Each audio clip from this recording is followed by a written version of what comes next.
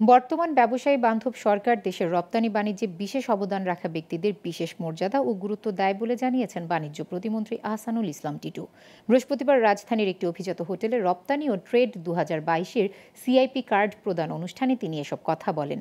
এবছর দেশের রপ্তানি বাণিজ্যে বিশেষ অবদান রাখায় 184 জন ব্যবসায়ীকে বাণিজ্যিক গুরুত্বপূর্ণ ব্যক্তি বা সিআইপি হিসেবে কার্ড দেওয়া হয়েছে। তাদের মধ্যে রপ্তানিতে অবদানের স্বীকৃতি হিসেবে 140 জন ও পদাধিকার বলে এফবিসিসিআই এর 44 জন পরিচালক সিআইপি কার্ড পেয়েছেন। অনুষ্ঠানে সিআইপি কার্ড গ্রহণ করেন ফারদিন এক্সেসরিজ লিমিটেডের chairman Omar Faruk, Padma spinning and কম্পোজিটের ব্যবস্থাপনা পরিচালক M A Kaium, star packaging and এক্সেসরিজের পরিচালক দেলোয়ার হোসেন মজুমদার মাসুক সহ আরও অনেকে।